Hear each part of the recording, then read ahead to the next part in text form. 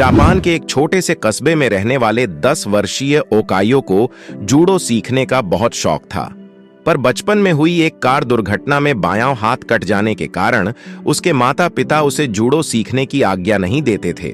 पर अब वो बड़ा हो रहा था और उसकी जिद भी बढ़ती जा रही थी। अंततः उसकी जिद के सामने माता पिता को झुकना ही पड़ा और वो ओकायो को नजदीकी शहर के एक मशहूर मार्शल आर्ट्स गुरु के यहाँ दाखिला दिलाने ले गए। गुरु ने जब ओकायो को देखा तो उन्हें अचरज हुआ कि बिना बाएं हाथ का यह लड़का भला जूडो क्यों सीखना चाहता है। उन्होंने पूछा, तुम्हारा तो बायां हाथ ही नहीं है, तो भला तुम और लड़कों का मुकाबला कैसे करोगे? ओकायो ने कहा, यह बताना तो आपका काम है। मैं तो बस इतना जानता हूं कि मुझे सभी को हराना है और एक दिन खुद सेंसेई मास्टर बनना है। गुरु उसकी सीखने की दृढ़ इच्छा शक्ति से काफी प्रभावित हुए और बोले, ठीक है, मैं तुम्हें सिखाऊंगा, लेकिन एक शर्त है, तुम मेरे हर एक निर्देश का पालन करोगे और उसमें दृढ़ विश्वास रखोगे। ओकायो ने सहमति में गुरु के समक्ष अपना सर झुका दिया। गुरु ने एक साथ लगभग 50 छात्रों को जूडो सीखना शुरू किया। ओकायो भी अन्य लड़कों की तरह सीख रहा था, पर कुछ दिनों बाद उसने ध्यान दिया कि गुरुजी अन्य लड़कों को अलग अलग दांव पेच सिखा रहे हैं, लेकिन वह अभी भी उसी एक किक का अभ्यास कर रहा है जो उसने शुरू में सीखी थी।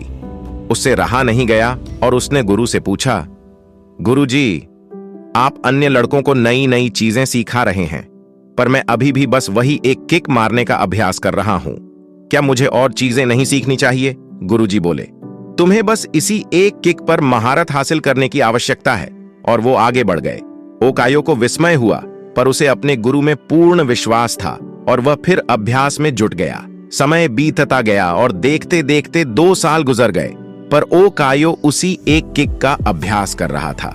एक बार फिर ओकायो को चिंता होने लगी और उसने गुरु से कहा, क्या अभी भी मैं बस यही करता रहूंगा और बाकी सभी नई तकनीकों में पारंगत होते रहेंगे? गुरुजी बोले, तुम्हें मुझ में यकीन है तो अभ्यास जारी रखो। ओकायो ने गुरु की आज्ञा का पालन करते हुए बिना कोई प्रश्न पूछे अगले 6 साल तक उसी एक किक का अभ्यास जारी रखा। सभी को जूडो सीखते 8 साल हो चुके थे कि तभी एक दिन गुरुजी ने सभी शिष्यों को बुलाया और बोले, मुझे आपको जो ज्ञान देना था वो मैं दे चुका हूं और अब गुरुकुल की परंपरा के अनुसार सबसे अच्छे शिष्य का चुनाव एक प्रतिस्पर्धा के माध्यम से किया जाएगा और इसमें विजयी होने वाले शिष्य को सेंसेई की उपाधि से सम्मानित किया जाएगा। प्रतिस्पर्धा आरंभ हुई। गुरुजी ने ओकायो को उसके पहले मैच में हिस्सा लेने के लिए आवाज दी। ओकायो ने लड़ना शुरू किया और उसने अपने पहले 2 मैच बड़ी आसानी से जीत ली। वह खुद अपनी जीत पर आश्चर्यचकित था। तीसरा मैच थोड़ा कठिन था, लेकिन कुछ संघर्ष के बाद विरोधी का कुछ क्षणों के लिए ध्यान उस पर से हट गया। ओकायो को तो मानो इसी मौके का इंतजार था। उसने अपनी अचूक किक विरोधी के ऊपर जमा दी और मैच अपने नाम कर लिया। अभी भी अपनी सफलता से आश्चर्य में पड़े ओकायो ने फाइनल में अपनी जगह बना ली। इस बार विरोधी कहीं अधिक ताकतवर, अनुभवी और विशाल था। देखकर ऐसा लगता था कि ओकायो उसके सामने 1 मिनट भी टिक नहीं पाएगा। मैच शुरू हुआ। विरोधी ओकायो पर भारी पड़ रहा था। रेफरी ने मैच रोककर विरोधी को विजेता घोषित करने का प्रस्ताव रखा, लेकिन तभी गुरुजी ने उसे रोकते हुए कहा, नहीं, मैच पूरा चलेगा। मैच फिर से शुरू हुआ।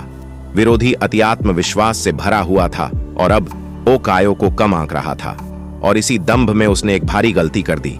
उसने अपना गार्ड छोड़ दिया। ओकायो ने इसका फायदा उठाते हुए 8 साल तक जिस किक की प्रैक्टिस की थी उसे पूरी ताकत और सटीकता के साथ विरोधी के ऊपर जड़ दी और उसे जमीन पर धराशायी कर दिया। उस किक में इतनी शक्ति थी कि विरोधी वहीं मूर्छित हो गया और ओकायो को विजेता घोषित कर दिया गया। मैच जीतने के बाद ओकायो ने गुरु से पूछा, सेंसेई, भला मैंने यह प्रतियोगिता सिर्फ एक मूव सीख कर कैसे जीत ली? तुम 2 वजहों से जीते, गुरुजी ने उत्तर दिया। पहला, तुमने जूडो की एक सबसे कठिन किक पर अपनी इतनी मास्टरी कर ली कि शायद ही इस दुनिया में कोई और यह किक इतनी दक्षता से मार पाए। और दूसरा कि इस किक से बचने का एक ही उपाय है और वह है विरोधी के बाएं हाथ को पकड़कर उसे जमीन पर गिराना। ओकायो समझ चुका था कि आज उसकी सबसे बड़ी कमजोरी ही उसकी सबसे बड़ी ताकत बन चुकी थी। मित्रों, यह केवल मानो ही मत, बल्कि विश्वास रखो कि इस पृथ्वी पर प्रत्येक कार्य ईश्वर की अनुमति से ही होता है और वह अच्छे के लिए ही होता है। हमारा विजन हर कार्य का प्रयोजन समझ नहीं पाता। जिनमें कुछ कर गुजरने की तमन्ना होती है वे ही हर कार्य के सकारात्मक पहलू समझ पाते हैं। हेलो दोस्तों, आशा है कि आपको ये स्टोरी अच्छी लगी होगी। स्टोरी अच्छी लगी हो तो स्टोरी को लाइक और अपने दोस्तों के साथ शेयर करें। तो मिलते हैं एक ऐसी ही स्टोरी में नेक्स्ट स्टोरी वीडियो में। अगर आप इस चैनल पर नए हैं तो आप मेरे इस YouTube चैनल स्टोरी एडा बाय AP को सब्सक्राइब करें। Thanks for watching.